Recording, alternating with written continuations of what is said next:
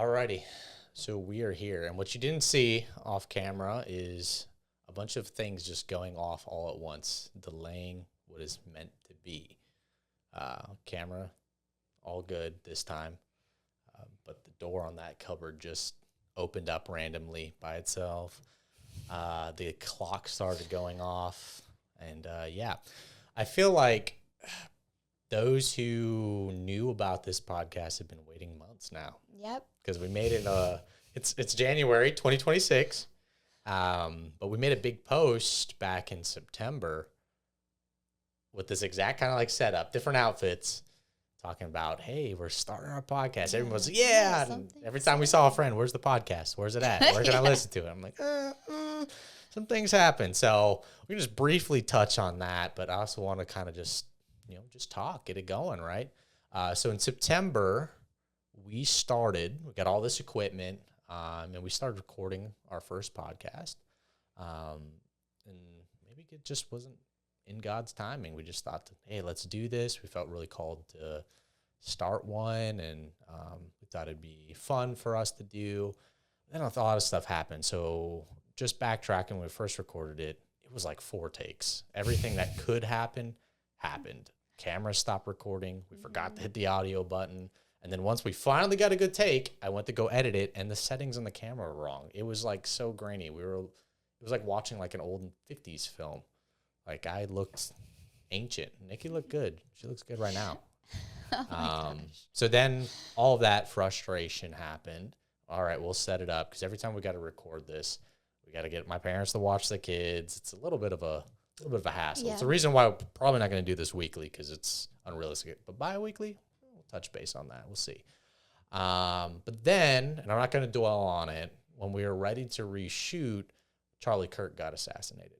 And that, again, not to dwell on it, that really shook our household. As much shook the world, but it really kind of, and correct me if you feel differently, but I think it took me back a little bit to kind of center, what is this really about? What do we want to focus on? Do we want to just be like hey, this is our Win Family podcast, this is what we're doing, God is great, God is good, and he is, but it really it was a wake-up call, really. Yeah, like a reality check, really. Yeah, exactly. Reality check. So we had to dwell on that. I mean, honestly, from that point up until now, and maybe even currently, it's topics we can discuss about. I don't say we questioned our faith, but we kind of questioned where we were at with our faith. Kind of questioned where we were at with a lot of like theological and biblical and just a lot of things surrounding just, I don't know, modern Christianity and what we believed in. Not saying we don't believe in Jesus. If anything, I'm stronger in it now. It's why we're shooting this.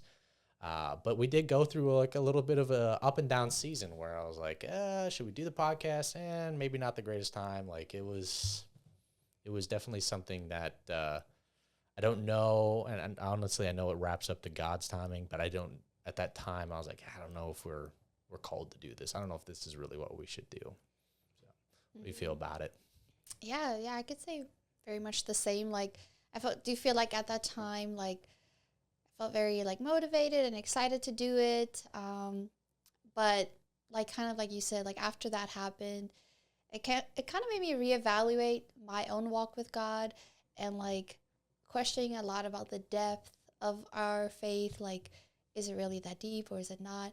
And like, just it brought up a lot of questions like that I had, like, we both kind of like had to go through a journey, like looking into it, like having a lot of conversations, like we were on level ground, but yeah, I feel like we're in a much better place now, and like we don't have all the answers yet. I mean, I'm still like looking, but but it's much better place, and I think it'd be a good journey to go through, like even with other people watching, because I'm sure, like you say, it shook a lot of people around the world, and it called a lot of people back to Christ, like wanting something deeper. So yeah, and I think that's really what it dwells on. Is I wouldn't say we were surface level Christians going into it. In fact, I felt like I was really close to God prior to shooting that podcast. I talked to my wife, like 2025 was the year that I really, not that I kind of like ever denied God, but I kind of rediscovered him, fell in love with him again. I mean, I got caught up in business, I got caught up in life, stress, all of that. But then that, obviously that happened and kind of changed a little bit. But I think now that we're in the new year and today's our anniversary, so even more so new season, right, to start off, I think it's more appropriate for us to start this podcast. So focusing, I guess, on the new year, on our 8th year of marriage, which our 8th year of marriage, Nikki decided to run with me, which is awesome. And we're going to talk a little bit about how God's been using that and how God that already kind of used that. But tracking back in 2026, I kind of want to just talk about, I guess, what our goals are. As a family, as a couple, individually. The world is, doesn't revolve around us, but this podcast does. And I think it's important for those who are watching, get to know who we are, right? We had a YouTube channel and don't really run that vlog anymore. And maybe we'll shoot a video or talk about that in future podcasts of why. But I do see this as a good platform for God to use and kind of show how we can be used for his kingdom. So anyway, I'll pass the reins to you with the first question. What is what's a goal for 2026 for you personally, Nikki? For myself, I guess I would say my number one goal, like to walk away in 2026, would be just to have like assurance, like in knowing who God is. Like I know I won't fully know him ever because he's God, but I want to like have assurance in knowing that I'm walking with him, like the real God, not like a false version of him that I've created, not the church created. Like I want to know the one true God, and like, I don't want to have any doubts, but I mean, I know that's part of life. Doubts will always slightly linger in, but the true thing is, I mean, as long as you don't doubt who Jesus is and what he's done for you in your life, that's the key part. But outside of that, what does that look like?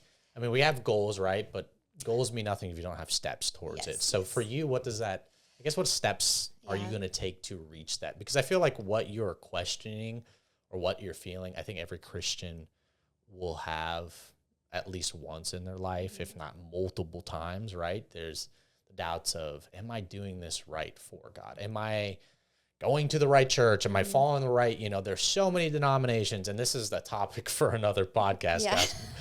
The Lord knows we have spoke on this a lot as of late, in our own conversations. But what do those steps look like for you, do you think? I guess the steps would look like having like a clear like structure for my faith. Like, so like having like set things that I can do to actively work on that. So like,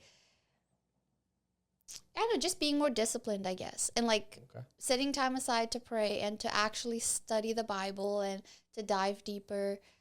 I think that's like more like attainable, is like, just putting the time in to be intentional with God and prayer and being disciplined. Being open to being disciplined is key. So it's a good goal. Love that for you. Yeah. What about you? Ooh, 2026, get ripped. No, I want to get ripped for sure. Yeah. Spiritually and physically. That's why we ran today. But 2026, this is something I've really dwelt on. I can really break it down into 2 goals of mine. The first goal, and this is going to sound controversial, is to become more religious. Yeah. More religious and more relational. Yeah. All my Orthodox friends, my Catholic friends are going to be like, yeah, get more religious. Yeah, the traditions. But I honestly do think, I mean, 2026, in 2025 was my year finding Christ in that relational. And yes, I can grow relationally with Christ, but I also want to grow in the religion. And it kind of goes alongside of what your goal is, the religion of Christianity. I think and we talk about this all the time, but I think one of the biggest modern myths, and I get the pet peeve every time I hear it, is, relationship over religion. Don't be religious. I don't think that is a really good way to look at it. The way I look at it is religion is rules. The religions are rules laid out in God's word. And if we truly have a relationship with Jesus, then we want to respect his rules. Religion and relationship are two sides to the same coin. In order to really pursue God, you have to honor both sides of that. So I think in the past, I've either been too religious and not relational, or maybe I'm too relational and not religious. But I think this year I don't want to be more religious in the sense that I want to honor those rules. I want to seek holiness in the way that the Bible outlines for us. I always use this as an example is if I have a relationship with you, my wife, you're going to have rules for me, right? We can have like really good friendship relationship and we can be close because we're in the same house, but your rules could be, hey, Robbie, I don't want you going to the club. I don't want you out drinking with your friends. Not that I do this, but this is just an example. I don't want you doing this, right? If I want to have a good relationship, I'm going to respect those rules. What's the point of me hugging you, kissing you, telling you you're the most beautiful woman in the world if I'm going out to the club breaking a rule that you set for me, right? So to me, that's how we got to treat our relationship with God. I also think this is where, you talk about the church and the modern church, we dive a little bit more. I think this is where the modern church is actually relaxed and become, I guess, weak in an area to a degree. Is we focus so much on the relational side of Jesus, which is very important. I'm not negating that we throw out the religious side. This is why we have church who accept sin. This is why we have church who don't know, I guess, where they line up with the Bible, or maybe they don't fully line up with the Bible. It's crazy to me when I hear sermons of like social media pastors that, and you can find this, is they say, oh, the Bible isn't everything. Sola scriptura, it is everything. It's God's word, right? Yeah. So I think the church has focused so much on the relational side of Jesus and having that relationship with Jesus that the relationship's almost kind of surface level. Yeah. Well, it's seeker friendly. It's seeker friendly. Draw people in, but it's no depth. Yeah, and we can talk about the fallacies and all the issues with maybe a modern church. I don't want to drag it because God is still using the church. Yes. I'll make that very clear. God is using the church to for his kingdom. So I don't want to make it sound like, oh, I'm anti-church, but I do think we got to go back to the core principles, which is the word, which is the religion. Jesus, everyone says, oh, don't be a Pharisee. They're religious, right? Well, guess what? The Pharisees still followed the Bible, but where they faltered is they didn't have the relationship with God to the point where they failed to see that God was right there walking with them. Yeah. Like their relationship with God was legalistic. And that's what I don't want to be. I don't want to be legalistic. So I think relationship over legalism is a better term. Yes. But Jesus was religious. Yeah. He knew the law. When he was getting tempted by the devil, he knew the law. He flipped that law right around to the devil. That's part of being religious, is knowing the law and honoring the law. So imagine if you're a Pharisee but actually followed Jesus. That's really what God was calling for. Pharisee gets a negative connotation to a degree, but you remember there were good Pharisees that Nicodemus that eventually, saw Christ through us. And I think that's a perfect example of how we as a church and we as Christians need to be. So that's my little tantrum of talking about religion over relationship. But my other goal, and I'm all the way testament in 2026, is being more childlike in my faith. In the Bible, Jesus, people come and ask, and this is a goal I think for you as well, right? Definitely a challenge. It is harder to be childlike in faith, and what that means is I'm a very logical person. I love seeing the logic behind things, to the point where it has been a fault of mine where sometimes I logically put God in a box, and that's something I don't want to do. So a very good example, and this is a big testimony for me, is shortly after the podcast shot that we didn't end up doing, I was training for a marathon. A good friend of mine roped me into it, and I was actually committed to it. I was training for months. I was building up my cardio, running those miles, running farther than I ever thought I would. Marathon was in November. It was the first week of November, and I remember running a really long run. It was like 17 miles. Got a little pain, a little soreness, right? So took a couple of days rest, and I went to run. It's about 3 weeks before the actual race itself. I went to run again to see if I can push, get to that 20 was the goal right before the marathon. And within 100 feet, I had excruciating pain in my left knee. I went to a physical therapist. They said it was runner's knee, not runner's knee, IT band syndrome, something along those lines. I did some strength training with them. I was hoping kind of for a miracle, but they were upfront. They said, this popping up this close to the race is no way going to happen, right? 2 days for the race, do my last physical therapy, and I say, God, if I can run a mile, I'm going to do this, right? I'm going to pop some pills. I'm going to do something to make it tangible, because this was a goal of mine to do before I turned 30, and I'm at 30 in like 2 months. So I ran, and same thing, within 100 feet, just absolute pain. Very discouraged. I had to pull out of the race. I already paid money for it. Luckily, I got a refund, but it was tough. My friend got to finish it. Shout out Tyler for finishing. Proud of him. But it was definitely tough, and I felt very defeated. I couldn't even run a mile for a long time. I was doing some of the strength training that I was, but honestly, in my discouragement, I didn't do as much as I did. So 2026 comes around where it's cold. It's very cold outside, but I decided to do a 75 hard challenge, which, for those of you who wonder, it is 2 workouts, 1 outside, 1 inside, reading 10 pages of a book, following a diet, taking pictures, la-da-da-da. But the key thing to focus is the outside. It's cold outside, and because it's cold, the only real workout I was willing to do is walk, because I could walk. It's not like I was getting pain when I was walking. And I remember, and this was last week, walking a mile and just talking outside, just vocally talking to God, talking and praying just about everything and anything, from my family to business to, I think I prayed for the nation, prayed for my brothers overseas. I was just talking to God. And the way that I've made it now a habit to do, whether I'm driving or running, I'm in a one space.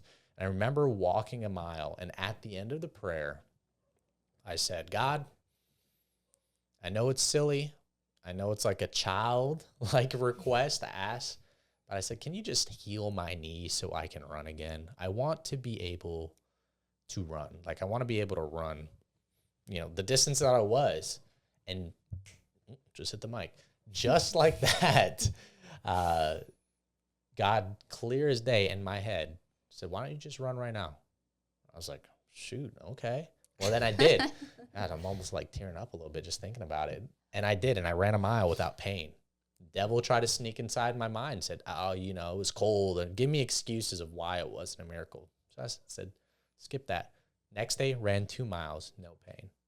Next day, ran 3 miles, no pain. Now, granted, keep in mind, it's not like I was getting strong over time and I was doing the rehab work. I self-admittedly did not do the rehab work that I needed to be doing, that the physical therapist said I needed to do for like 6 to 8 weeks before I should even try running. So it's an absolute miracle that God healed my leg, and that's because of a childlike request. So I want to, in 2026, as simple as me being able to run, as simple as me being able to do a marathon. I'm not going to be able to do it before 30, but it's still a goal of mine. But I want to take that mentality and just apply it everywhere in my life. Say, hey, God, it's all you, man. You're a big God. I think about like my daughter, who's 4 years old. She's like now I think more curious about God, and I think about how she talks. It's funny. A couple of days ago, I was running. She said, Dad, tell somebody about Jesus when you run. Like, she says like the funniest things, but I want to look at how she views God as like the hero that we make. I don't want to say make him out to be, but the hero that we express out to him, in her eyes, in the way that I view my faith. So anyway, that's really good. Yeah, that's my route. But I'm running. We ran 3 miles today. Nikki ran, like I said in the beginning. She ran with me. She had to take a couple breaks, but I did. Okay. Listen, I had 2 children, and it's true. Have not worked out on long. That's a workout in itself, girl. But anyway, it was good. So that's my goals: become a little more religious, right? I guess more honoring God through that, and being childlike in my faith, which I do think those kind of intertwine to a degree. So, yeah. Anyway, well, I guess anything else to add? I don't want to talk too much. There's so many topics I think that we can talk about. Oh, yes. And this is going to be posted on YouTube. It's going to be posted on Spotify. I think those are the two platforms. Maybe Apple Podcasts. I got to see how all that works, right? Yeah. But if there's topics that that anybody wants us to talk about, we're willing to explore. I feel like this is a great facet for us to grow in our faith and learn ourselves. So I'm excited for it. I hope all the cameras are working. So looking at you.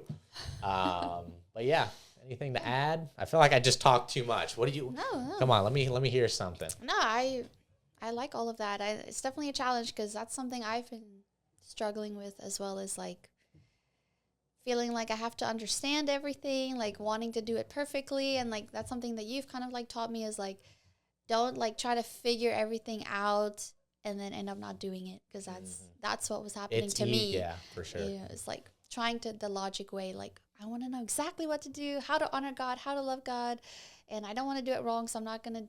Well, I was not doing it out of fear because I was like scared I was doing it wrong. But anyway, that is for another podcast. It's a lot to talk about.